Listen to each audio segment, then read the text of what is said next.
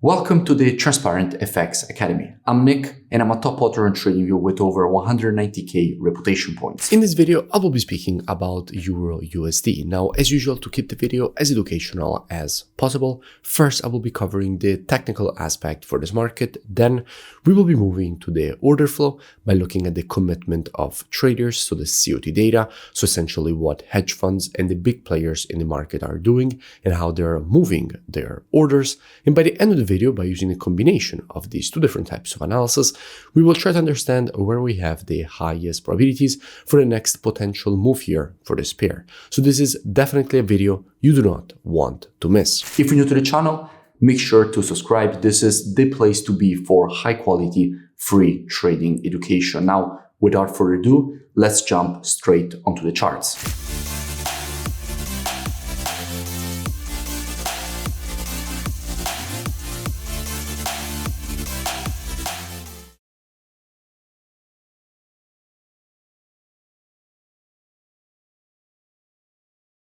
Starting here from the monthly time frame, what we can see is that we have a market which at the moment is testing a quite strong historical level of monthly support and demand.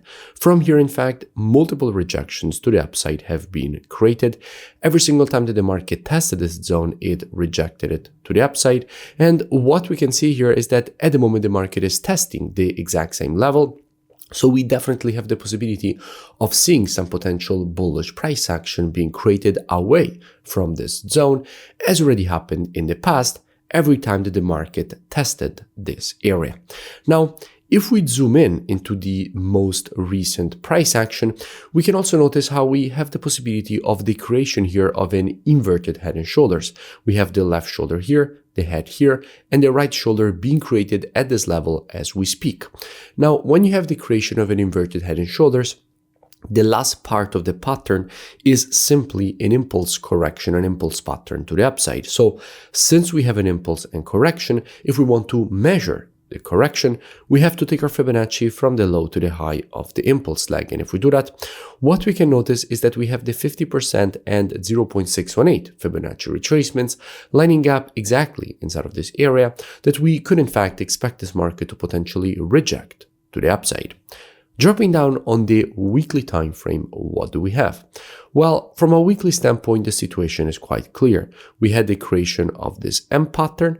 After the creation of an M pattern, you would expect a move higher for the completion of the pattern at the neckline. And in fact, that is exactly what the market did. The market moved higher, completing the M pattern at the neckline. However, the neckline of an M pattern, by definition, is an area of previous weekly support turned resistance.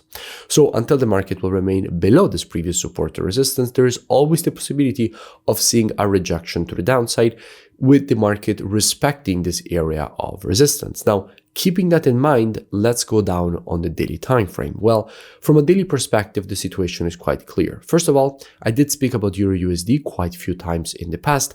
I spoke about it when the market was here. I explained all the reasons for which we could expect first this push lower and then this rejection to the upside, and in fact that is exactly what the market gave us. And then when the market was creating this M pattern, I explained all the reasons for which we could expect a potential push higher, and again that is exactly what the market gave us. And by the way, you find all these previous analysis in description, so you can go and check them out for more free education. Now, in a situation like this, it is quite clear how this level here at the top is acting as resistance. Now, until the market will remain below this resistance, it can easily reject lower. So the only situation in which things would get interesting for EURUSD is if we get a break above this level, because if we get the break above, at that point, the monthly, weekly, and daily time frames would all be aligning for a potential push higher away from this zone. And after the break on the retest of the previous resistance turn support, this is where we have good probabilities of getting more institutional longing, which at that point would further increase the probabilities of a potential push higher away from this zone. Now, if we go and see what we have when it comes to the commitment of traders, so the COT data, so essentially what hedge funds and the big players in the market are doing, and we check the data precisely for the euro, the first thing that we have to keep in mind is that if we're checking the data for the euro, we're actually already checking EURUSD, because all currencies on the spot are traded against the USD.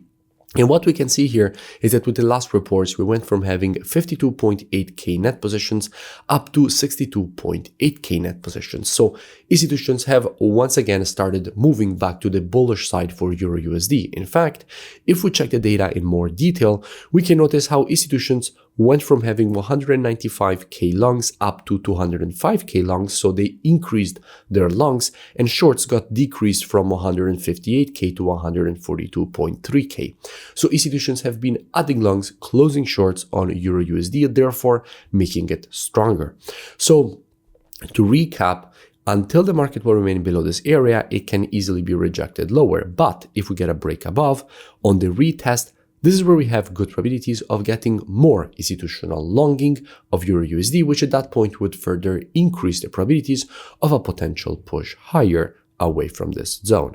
So if we get the break on the retest, what I would expect in a situation like this? Well, as usual, trading is reactive and not predictive. The monthly, weekly, and daily time frames combined with the COT data, those are the best time frames when it comes to the directional aspect of the market. However, when it comes to identifying early shifts in the trend of a market, the best time frames for that are the intraday time frames, so 4 hour and lower. Therefore, what I would expect is that if this market would shift from an intraday bearish to a bullish market, at that point, I wouldn't be surprised to see a potential push higher, completing this daily impulse correction and impulse pattern to the upside. Now, if you want to learn more, I really suggest that you go and check out the transparentfxtrading.com website, which you find linked both in description and on the main page of my YouTube channel. Here, you have the possibility to gain access to the most complete, all-inclusive mentorship program that I have created for you. As soon as you open the website, you will see this video breaking down everything included in the mentorship program.